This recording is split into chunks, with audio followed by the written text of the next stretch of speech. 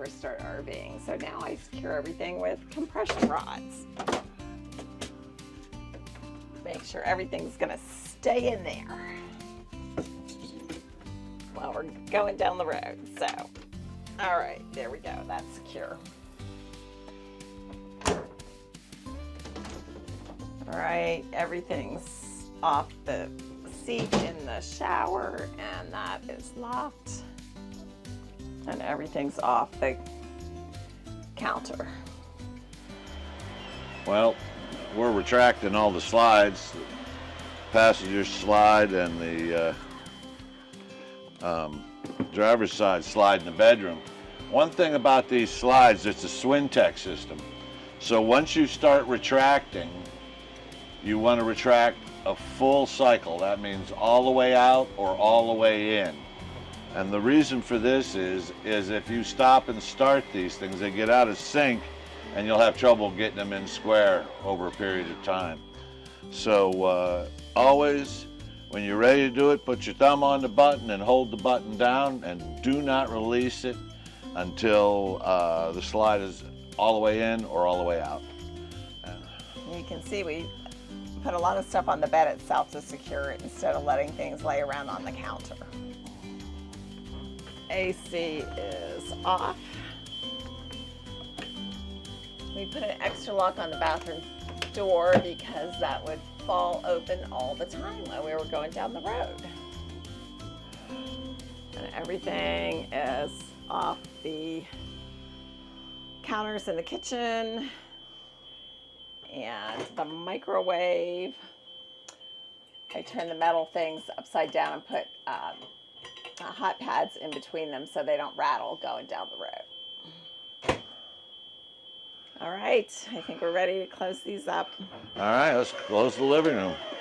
You want to make sure that you have room between the slide and the back of the driver's chair in our case. So the switch is on the side, so you just press it down and it'll come all the way in. And just like the back, even though this is hydraulic, you want to just go ahead and run them all the way in. And then you can take your finger off the button. Now, if you've put everything away right, and you have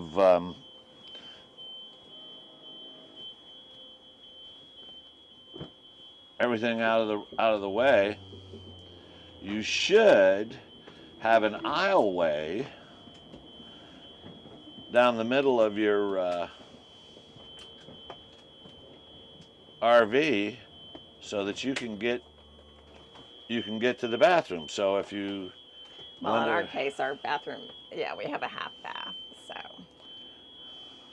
All right. And we can get to our kitchen, make a sandwich, just all that stuff. So yeah. Before we go any further, we want to retract the leveling jacks, and there's a pad there. And one of the things about the leveling jacks is it has a complete cycle with, and the blue light, in our case, the blue light flashes and the jacks come up. But what you want is you want that blue light to stop flashing. Even though the jacks are up, there's a complete cycle that the system goes through. And if you don't have them all the way up, again, they get out of sync, and it makes leveling next time a little more difficult. So just be patient and let it cycle. And then the blue light will go out, and you'll have a travel mode light, and that comes on as green, and it's okay to go down the road. Okay. All right, the one thing you want to do when you're disconnecting your power, and I know this should be an obvious thing, but I've seen it go the other way. Always shut the power off, and when you go to plug it in, always make sure the power is shut off before you plug it in. And close that down tight. And as you notice, we have a surge protector. Surge protector is really important. We've actually had it shut down more than once for low power. We do have a built-in surge protector.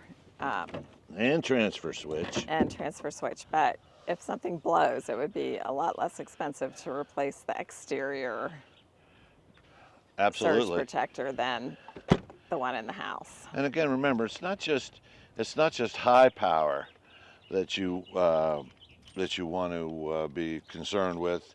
Low power can do a lot of damage to your electronics. So you want to make sure that your low power is protected. Your coach is protected against low power as well as high power. We've had the power drop at campsites go down as low as 104 volts, and it shuts everything down. So that's a good thing to be aware of. You want to protect your rig from surges and low power.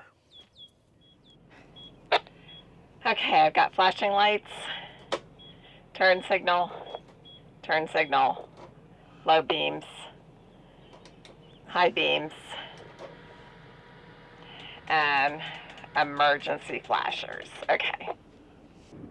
Okay, and I go down to make sure all the panels are tight. Oh, I got a bay open. Make sure all the bays are locked.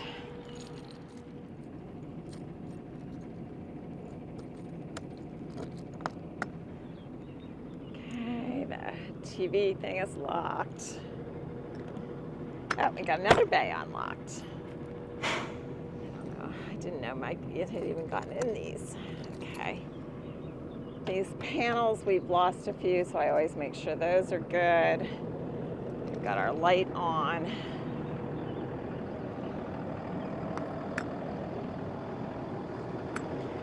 All right, the other thing I really check is our hitch.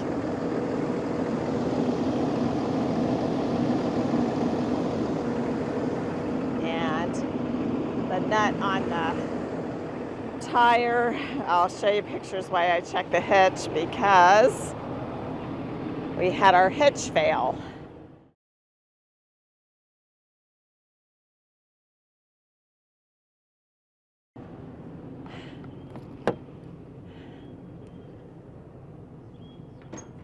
That's a little loose, but it's okay. Okay, I'm in the back. I got 4-way flashers. Got a turn signal, brake lights, and emergency flashers. Great. Okay, I think we're good.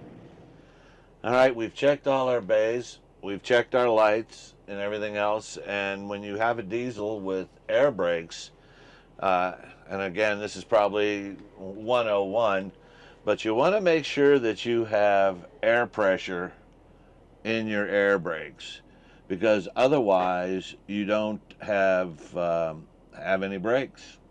So you always want to make sure that your air pressure is maxed out. That's got the airbags, raise the coach up, and also provides air for your air brakes. So you want to make sure of that before you head down the road.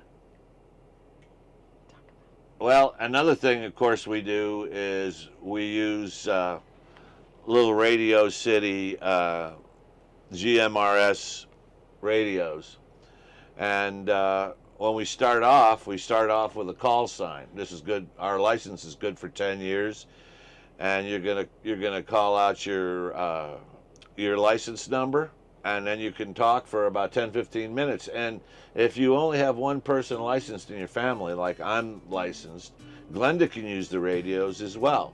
So it's a good thing, and well worth the purchase. It's a little bit farther than a walkie-talkie as far as transmitting range. A lot of times we'll be in Montana driving, and she'll be a mile and a half behind me, and we still can talk on the radio. So it's a safety thing as well. It's a lot easier to communicate on these than trying to use hand signals. We use these when we head into the campgrounds too. Yeah, we have a forward-facing camera, because you never know if somebody's going to cut you off, or somebody's going to try and pull an insurance scam where they would pull in front of you real quick and brake check you. And if you hit them, you have proof that it wasn't your fault. So Always a forward-facing cam with about a 10-minute loop on it. Ours runs continuously. We haven't had to use it, but there's been a couple of times where I thought we were. Yes. And we'll put links down below for all the stuff that we're talking about in case you want to check it out. It cooled off, didn't it? But it really did.